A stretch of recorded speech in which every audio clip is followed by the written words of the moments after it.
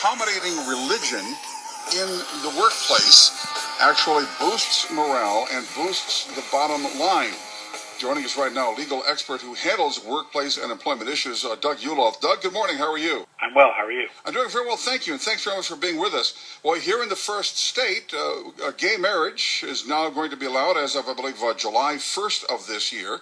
And this new study says that accommodating religion is going to boost morale and the bottom line. I see a problem here. I think that there are going to be some folks in the workplace who hold religious points of view in direct conflict with votes like the one we just had in Dover. There is a trend toward recognizing religious practices in the workplace on the belief and the result of studies that they do improve morale of the employees, but there's also a corresponding increase in the number of complaints based on that type of accommodation in the workplace, and they've been increasing considerably since 1997 through the most recent data by a factor of 3 times what they used to be. Oh, really?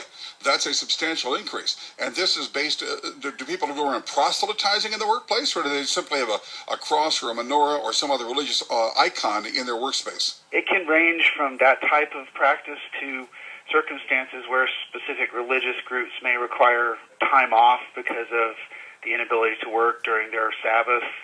Orthodox Jewish religions and Seventh-day Adventists will frequently require time off on certain days of the week.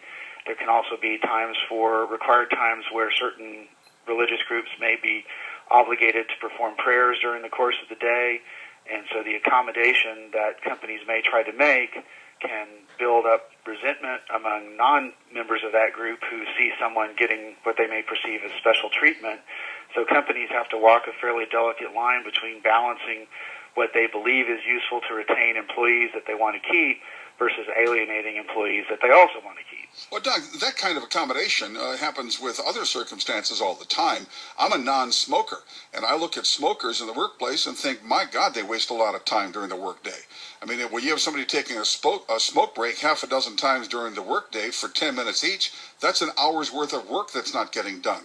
However, employers seem to accommodate that. Can't they also accommodate this without an increase in complaints? Well, they are accommodating that to a certain extent, but I think the issue may be one is it's a much more serious touch point for resentment and hurt feelings than someone smoking or not smoking. People may choose to resent someone else's religious accommodation by their employer just simply because they may feel they're not getting similarly treated with respect to their religion. So it is similar in many respects, but it seems to be a point of greater sensitivity within employees of the same corporation. Well, I see this, and that's what I noted at the beginning. I see this as potentially a problem when it comes to issues like same-sex marriage, that there are faiths that clearly have a religious standpoint in opposition to that, and how this is going to be handled in the workplace here in Delaware is going to be very interesting to see. It will be an interesting issue that will come up. The key aspect of religious accommodation in the workplace is that the conduct that is trying to be accommodated must be the foundation of a sincerely held religious belief or practice. And with respect to collateral issues such as gay marriage, that's not necessarily going to tie directly into the religion issue, but the issues presented by the 2 types of accommodation are very similar.